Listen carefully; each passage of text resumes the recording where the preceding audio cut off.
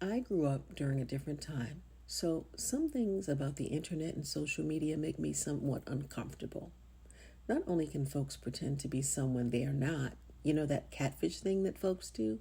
I think that's really creepy.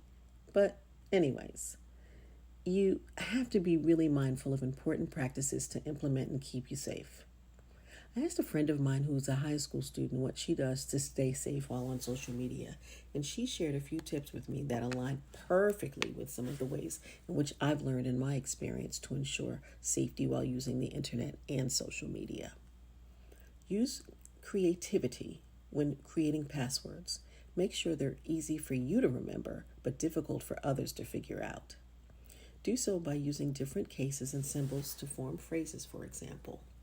Refrain from clicking on random links. Open only those from trusted sources. Viruses, spyware, and spam can corrupt your entire system. Be sure to keep your malware up to date, and hopefully you'll avoid this hassle by any means necessary. Keep your personal information personal. Don't share too much information. Firewalls and other safety mechanisms on our devices are supposed to prevent our private information from being invaded by untrustworthy sources and networks. But where there's a will, there's a way. Understand this: developing trust can take time.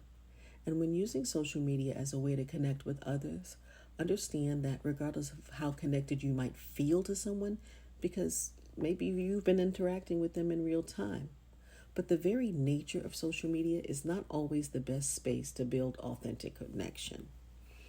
For the sake of safety, it's always best practice to connect with people you already know, or at least those that maybe your friends or maybe some family members may be acquainted with.